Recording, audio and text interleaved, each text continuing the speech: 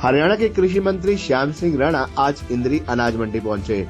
अनाज मंडी में उन्होंने औचक निरीक्षण कर मंडी में साफ सफाई को लेकर अधिकारियों को व्यापक दिशा निर्देश भी दिए। साथ ही कहा कि शनिवार से मंडियों में गेहूं की खरीद शुरू हो जाएगी। आपको बता दें कि आज हरियाणा के कृषि मंत्री श्याम सिंह राणा ने इंद्री अनाज मंडी का औचक निरीक्षण किया और मंडी में पड़ी सरसों का मोस्तर भी चेक कर खरीद शुरू करवाई। मंडी में साफ सफाई को लेकर उन्होंने मंडी के अधिकारियों को दिशा निर्देश भी दिए। उन्होंने कहा कि गेहूं का सीजन शुरू हो चुका है, जल्द से जल्द जो भी मंडियों में समस्याएं हैं उन्हें दुरुस्त करवाया जाए। किसानों को किसी तरह की कोई परेशानी नहीं आनी चाहिए। कृषि मंत्री श्याम सिंह राणा ने पत्रकारों से बातचीत करते हुए कहा कि आज उन्होंने रादौर, लाडवा व इंद्री सहित कई अनाज मंडियों का दौरा किया है ताकि किसानों को सरसों बेचने में किसी तरह की कोई परेशानी न आए। मंडी में जाकर उन्होंने सरसों का मोस्तर भी चेक किया, साथ ही खरीद भी करवाई। मंडी में सफाई व्यवस्था को लेकर मंडी के अधिकारियों को व्यापक दिशा निर्देश भी दिए हैं ताकि किसानों को मंडी में किसी तरह की कोई परेशानी न हो। बजट पर विपक्ष का काम बोलने का है। जो बजट पेश किया गया है, इस बजट में सभी गरीब, अमीर, किसान, व्यापारी को ध्यान में रखते हुए पेश किया गया है। कृषि मंत्री श्याम सिंह राणा ने विपक्ष पर तंज कसते हुए कहा कि बजट पर विपक्ष का काम सिर्फ बोलने का रह गया है, क्योंकि जो बजट प्रदेश सरकार द्वारा पेश किया गया है, इस बजट में समाज के हर वर्ग का ध्यान रखा गया है। उन्होंने साथ ही कहा कि 22 मार्च से गेहूं की सरकारी खरीद का कार्य शुरू हो जाएगा। अभी आपने हाँ, वो सड़क है पीडब्ल्यूडी की, उसके बारे में किसानों ने, कुछ हमारे आड़तियों ने कहा था वो सड़क ठीक नहीं है, उसको ठीक कराने के लिए कहा। तो सीजन नजदीक है, कब तक गेहूं की कल सही हो जाएगी। सीजन तो चलेगा महीना, लेकिन सड़क तो जल्दी ठीक हो जाएगी। शंभू बॉर्डर पर जो किसान धरने पर बैठे थे, अब बॉर्डर को पूरी तरह से साफ कर, वो तो चलो ठीक हो गया, रास्ता खुल गया। लोगों को परेशानी थी, पंजाब के थे किसान, वो पंजाब की में बैठे थे और पंजाब सरकार से हम पहले भी अनुरोध कर रहे थे, इनकी बात सुन के इनको फारग करो।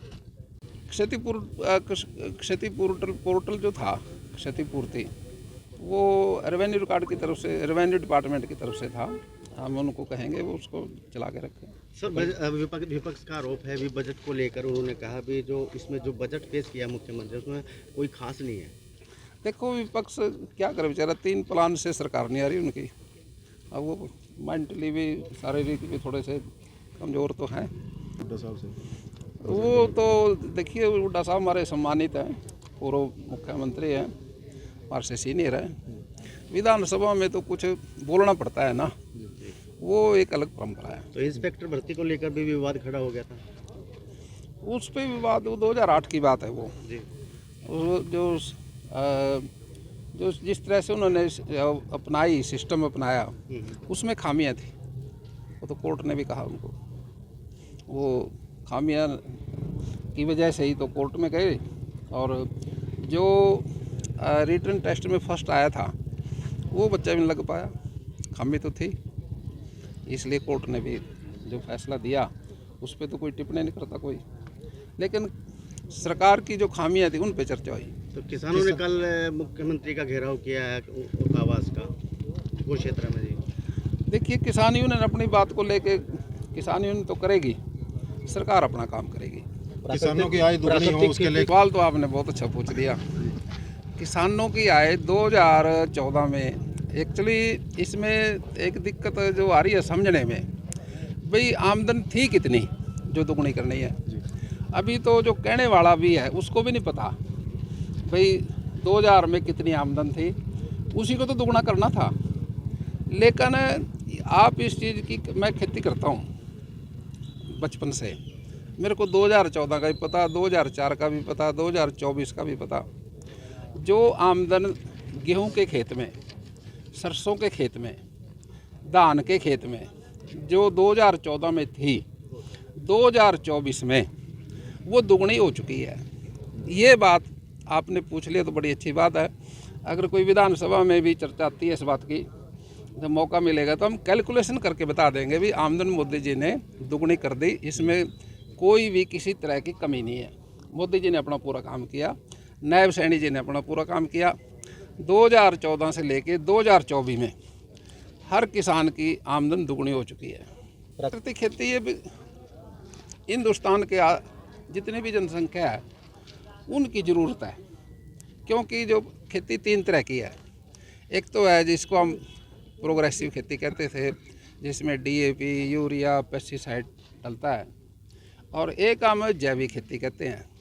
जैविक खेती होती है गोबर के खाद से, उसमें जो केंचुआ आता है वो एक बाहर से इंपोर्ट करना पड़ता है, वो विदेशी है। वो केंचुआ गोबर ही खाता है, मिट्टी नहीं खाता। लेकिन प्राकृतिक खेती जो है, तीसरे नंबर पे जो आप जिक्र कर रहे हैं, प्राकृतिक खेती का जो केंचुआ है वो हमारी धरती में पहले से है। वो मिट्टी भी खाता है और गोबर भी खाता है। कहीं गाय, देसी गाय गोबर करेगी तो आप कभी उस गोबर को फिर 1 दिन के बाद उठा के देखना, उसमें सुराख मिलेंगे। वो धरती में से केंचुआ ऊपर आ जाता है और अपनी खुराक लेके फिर ज़मीन में चला जाता है। उसका शरीर जो है लचीला होता है, तो उसका नरम होता है, चीकना होता है, यानी कि वो जो सुराख करता है ज़मीन में वो भी चीकना हो जाता है सुराख। जब बारिश आती है उसी सुराख से पानी की रिचार्जिंग ज़मीन की हो जाती है। वो ज़मीन की रिचार्जिंग भी कराएगा हिंदुस्तानी केंचुआ, और खेत की पैदावार भी बढ़ाएगा। लेकिन DAP खाद और यूरिया खाद और पेस्टिसाइड से ज़मीन करड़ी होगी, सख्त होगी, नीचे सख्त होने की बजाय से उसमें पानी पीने की क्षमता कम होगी, इसलिए हमारी प्रोडक्शन भी कम होगी। उस प्रोडक्शन को हम पूरा करने के लिए फिर खाद की मात्रा बढ़ाते हैं। जितनी खाद की मात्रा बढ़ाएंगे उतनी ज़मीन के अंदर जहरीलापन पैदा होगा, और उसमें जो अनाज पैदा होगा, जो घास पैदा होगा, वो भी जहरीला होगा। जो उसको खाएगा, घास को पशु खाएगा या फिर अनाज को आदमी खाएगा, आटे के तो बना के उसको, तो उसमें फिर बीमारियां शुरू हो जाएंगी। कैंसर जैसी बीमारी जो है और जितनी बीमारियां हैं इसी जहरीले अनाज से पैदा हुई हैं। अब हमने सब ने इसके लिए सोचना होगा। हम सब अपने खाने के लिए, अपनी सब्जी के लिए, अपने देसी तरीके से बिना खाद के, बिना दवाई के अपना अनाज तो पैदा करें अपने घर में, ताकि हम तो बचें। जब हम बचेंगे तो दूसरों को बचाएंगे।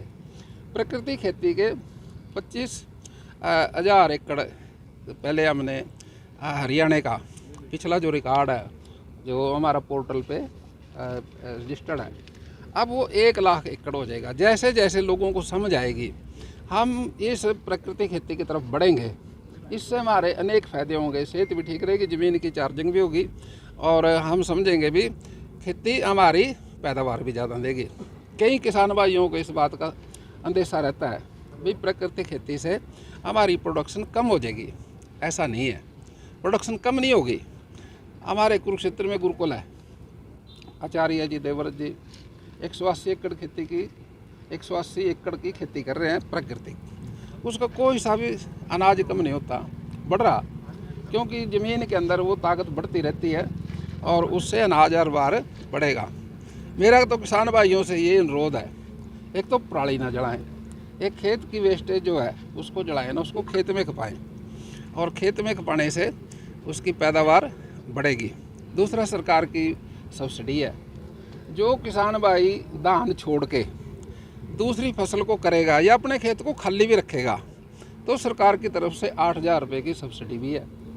जो धान की सीधी बुआई करेगा उसको 45 रुपये भी मिलेंगे। मैं समझता हूँ भी जिसमें कम पानी की लागत आए वो फसल करनी चाहिए।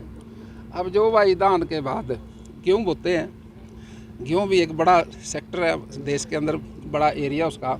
लेकिन अगर हम सरसों की खेती करें धान के बाद, बिना कल्टीवेट के बो सकते हैं उसको, और सरसों के बाद फिर हम मूंगी की रूट की, उससे ज़मीन की नाइट्रोजन की भी स्थिति पूरी हो जाएगी और 3 फसलें हो जाएंगी, किसान की आमदन बढ़ जाएगी और पानी की बचत हो जाएगी। इसलिए सभी भाइयों से मेरा अनुरोध है, मैं ये किसान होने के नाते से आपसे बात करी, कृषि मंत्री होने के नाते से नहीं, क्योंकि खेती करते हैं हम, किसान हैं। इसलिए मंडी में आए थे आज, वे किसान भाइयों की कोई फसल कोई आड़ती हुई कोई दिक्कत हो, वो सुन के अपने मुख्यमंत्री जी से कह के हम उसको दूर कराएंगे। अच्छा, आयुर्वेद को बढ़ावा देने साथ आयुर्वेदिक सिस्टम तो जो साइड इफेक्ट नहीं है उसका, अच्छी बात है। अब वो भी एक सस्ता सिस्टम है, और जितना हम इससे अपने शरीर की बचा पाएंगे उससे अच्छा रहेगा उससे भी। हे डैड, ਚੰਗੀ ਤਰ੍ਹਾਂ ਖੇਡੀ ਚੈਂਪ। Any doubt? ਕਿਦਾਂ ਖੇਡੀ ਅੱਜ ਵੇਖੋ ਸੁੱਕੇ ਸੁੱਕੇ ਦਾਗ ਵੇਖੋ ਨੋ ਡਾਊਟ ਇਹਨਾਂ ਸੁੱਕੇ ਦਾਗਾਂ ਲਈ ਹੈ ਸਰਫ ਐਕਸਲਮੈਟਿਕ ਹੁਣ ਨਵੇਂ ਪੈਕ ਵਿੱਚ SPP ਟੈਕਨੋਲੋਜੀ ਦੇ ਨਾਲ ਇਹ ਜ਼ਿੱਦੀ ਸੁੱਕੇ ਦਾਗ ਕੱਢੇ ਸੈਮੀ ਆਟੋਮੈਟਿਕ ਮਸ਼ੀਨ ਵਿੱਚ ਹੀ। ਐਨੀ ਡਾਊਟ ਨਵਾਂ ਸਰਫ ਐਕਸਲਮੈਟਿਕ।